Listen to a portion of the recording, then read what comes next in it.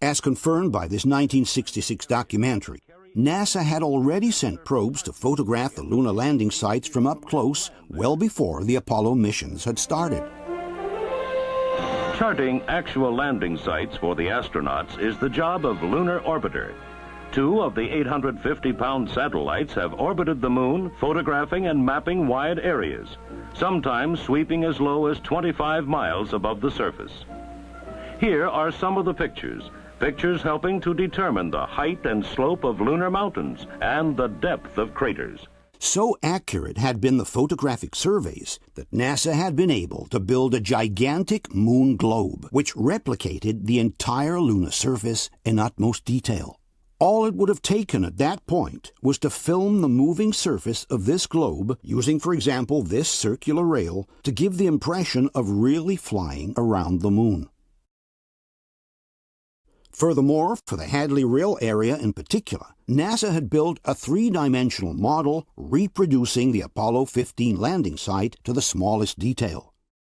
This 3-dimensional model was then hung from a ceiling upside down and was illuminated by special lights that simulated the sunlight. By filming the model with this special camera, which could get as close as a few inches to the surface, NASA was able to film the entire lunar landing approach as if it were the real thing. The images were sent to the monitors in the simulator, making them look like actual images seen from the window of the lunar module. This documentary from NASA explains how the lunar landing simulator worked. To the left of the simulator is a 3-dimensional mosaic of the moon's surface. Through closed-circuit television, it presents typical lunar landing displays marked by craters, mounds, and boulders.